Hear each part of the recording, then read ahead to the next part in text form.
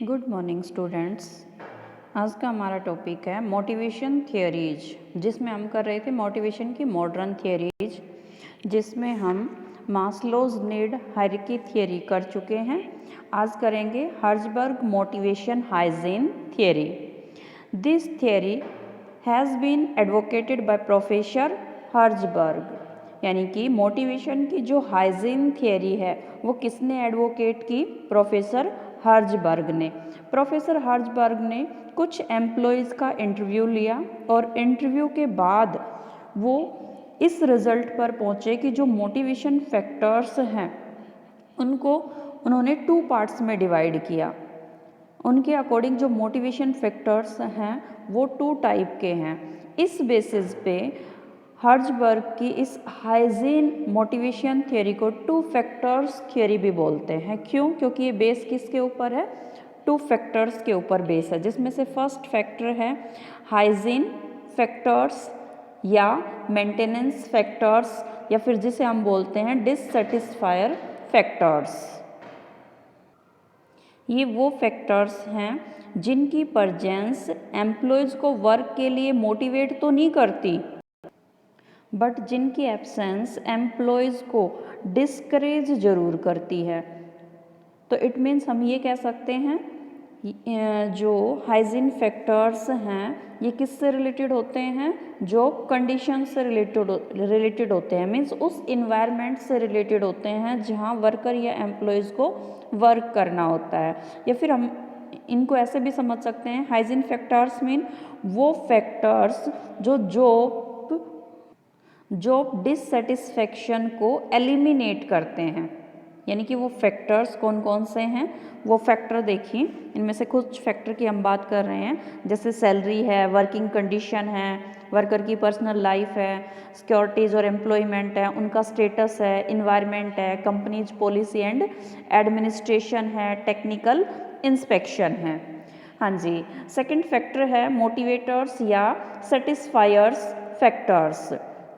ये वो फैक्टर्स हैं जो एम्प्लॉयज़ को जॉब सेटिस्फेक्शन इंक्रीज करेंगे एम्प्लॉयज़ की। मीन्स ये वो फैक्टर हैं जो वर्कर यानी कि एम्प्लॉयज़ को वर्क करने के लिए डायरेक्टली इंस्पायर करते हैं।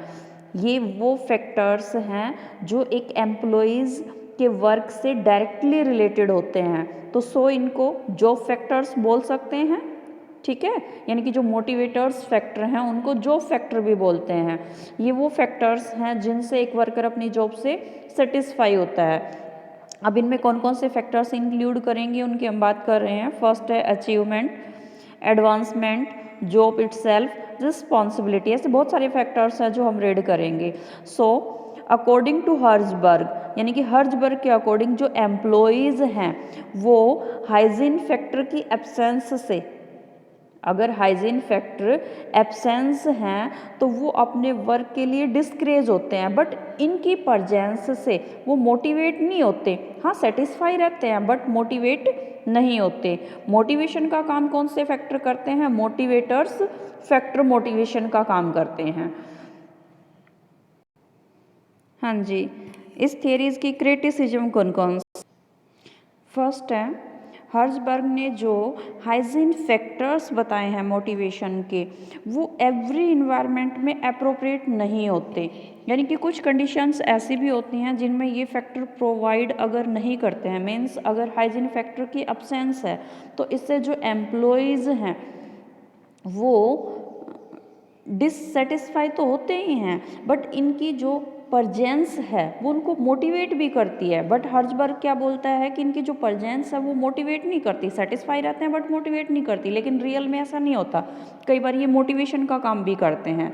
हाँ जी, सेकंड है हर्ज़बर्ग ने मोटिवेशन के जो फैक्टर हैं उनको सेटिस्फाई फैक्टर्स और डिससेटिस्फाई फैक्टर में ये डिवाइड किया है, बट उनका जो ये डिवीजन है ये एक्यूरेट नहीं है। ये हम नहीं बता सकते कि कौन से फैक्टर्स से जो एम्प्लॉयज़ हैं वो सेटिस्फाई होंगे और कौन से फैक्टर्स से वो डिससेटिस्फाई रहेंगे। यानी कि एक वर्कर के लिए एक फैक्टर सेटिस्फेक्शन का काम कर सकता है, जबकि अदर के लिए वो डिससेटिस्फेक्शन का काम कर सकता है। सो इस थेरीज के अकॉर्डिंग हम ये बोल सकते हैं कि मोटिवेटर फैक्टर के साथ साथ जो हाइजीन फैक्टर हैं वो भी एक एम्प्लॉय के मोटिवेशन में हेल्प प्रोवाइड करते हैं। हाँ जी, हमारा नेक्स्ट टॉपिक है comparison of Maslow's need hierarchy and Herzberg motivation hygiene factors. यहाँ पे हम मास्लो की नीड हायरार्की थियरी और हर्ट्जबर्ग की मोटिवेशन हाइजीन फैक्टर थियरी दोनों का कंपैरिजन कर रहे हैं। ठीक है, पहले हम बात कर रहे हैं मैस्लो ने जो नीड हायरार्की थियरी एडवोकेटेड की थी, तो उन्होंने जो नीड है उसके 5 सीक्वेंस बताए थे। उसमें उन्होंने फर्स्ट सीक्वेंस बताया था साइकोलॉजिकल नीड, सेकंड था सेफ्टी नीड, थर्ड था सोशल नीड। ये तीनों ही नीड कौन सी कैटेगरी हैं लो हायरार्किकल नीड, यानी कि लो कैटेगरी में इनको इंक्लूड करते हैं। एक एम्प्लॉयज़ ये तीनों नीड जरूर सेटिस्फाई करना चाहेगा। हाँ जी, नेक्स्ट थी एस्टीम या स्टेटस नीड, नेक्स्ट थी सेल्फ एक्चुअलाइजेशन नीड। ये दोनों नीड इन्होंने इंक्लूड की थी टॉप हायरार्की नीड्स में। अब हम देख रहे हैं हर्ट्जबर्ग की motivation and hygiene factor theories. Herzberg ने जो हाइजीन फैक्टर्स बताए थे जिनको नेम दिया था डिससेटिस्फायर फैक्टर्स का, तो हर्ट्जबर्ग के जो हाइजीन फैक्टर्स हैं वो मैस्लो के लो हायरार्किकल नीड के इक्वल है, यानी कि social need plus safety need plus psychological need, ये किसके इक्वल है? Hygiene factors. हाँ जी, हर्ट्जबर्ग ने जो मोटिवेटर फैक्टर्स बताए थे जिसमें हमने इंक्लूड किया था अचीवमेंट है, जॉब है, अपॉर्चुनिटी है ग्रोथ के लिए, रिस्पॉन्सिबिलिटी है, यानी कि मोटिवेटर फैक्टर्स, ये मैस्लो के टॉप हायरार्की नीड के इक्वल है, यानी कि सेल्फ एक्चुअलाइजेशन और एस्टीम एंड स्टेटस नीड के इक्वल है। हाँ जी, नेक्स्ट थियरी हम पढ़ेंगे मैकग्रेगर्स एक्स एंड वाई थियरी। तो मोटिवेशन की जो एक्स एंड वाई थियरीज हैं वो एडवोकेटेड बाय मैकग्रेगर। मैकग्रेगर ने मोटिवेशन का जो मॉडर्न कंसेप्ट है उसको नेम दिया वाई थियरीज का, और जो ट्रेडिशनल कंसेप्ट है उसको नाम दिया एक्स थियरीज का। तो मैकग्रेगर के according traditional theories of motivation, ठीक है, जिसको नेम किसका दिया? Traditional theory x, modern theory जिसको नाम दिया वाई।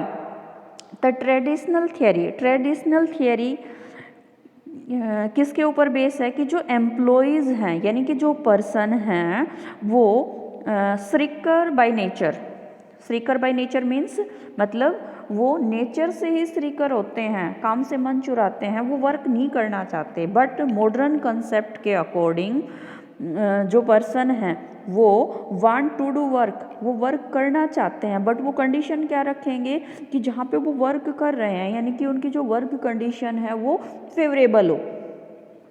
हाँ जी, नेक्स्ट है ट्रेडिशनल थियरीज किस अप्रोच के ऊपर बेस है कि मोस्टली जो पीपल होते हैं वो not ambitious and are afraid to take responsibility. इस अप्रोच के अकॉर्डिंग जो एम्प्लॉयज़ हैं वो रिस्पॉन्सिबिलिटी लेने से डरते हैं, बट मॉडर्न कंसेप्ट के अकॉर्डिंग जो एम्प्लॉयज़ हैं, जो वर्कर्स हैं, वो रिस्पॉन्सिबल होते हैं, वो अपना फुल ऑफ एफर्ट लगाते हैं, मतलब वो कोई भी काम के लिए एफर्ट करते हैं, रेडी रहते हैं। हाँ जी, नेक्स्ट है ट्रेडिशनल थियरी एक्स के अकॉर्डिंग जो एम्प्लॉयज़ हैं यानी कि जो वर्कर्स हैं वो want to be directed, meaning thereby वो डायरेक्टेड होना चाहते हैं, मीन्स वो ये चाहते हैं कि जो मैनेजर है वो उनको डायरेक्शन दे, निर्देश दे, उनको कुछ डायरेक्शन मिले, ऑर्डर मिले, उसके बाद ही वो वर्क करेंगे, यानी कि अपनी तरफ से वो कुछ नहीं करेंगे। बट मॉडर्न थियरी बिल्कुल इसके रिवर्स है। इसके अकॉर्डिंग जो एम्प्लॉयज़ हैं उनमें सेल्फ डायरेक्शन की क्वालिटी होती है, मीन्स उन्हें डायरेक्शन की ज़रूरत नहीं होती, और उनको ये भी नहीं होता कि उन्हें ऑर्डर मिलेगा तभी वो अपना काम स्टार्ट करेंगे, वो खुद अपने काम के लिए रेडी रहते हैं।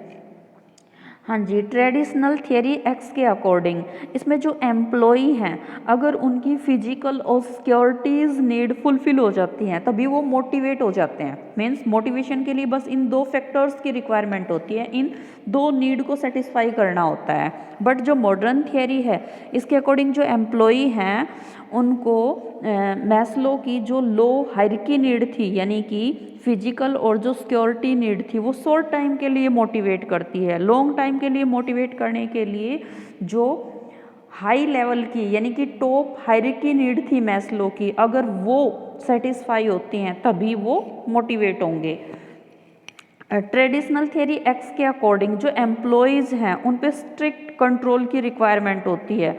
उनको ये threat and punishment are used in order to get work, मतलब उनसे काम कराने के लिए उनको एफ्रेड थ्रेट डरा के रखते हैं, ठीक है, स्ट्रिक्ट कंट्रोल रखते हैं। अगर कोई वर्कर अच्छे से काम नहीं करता है तो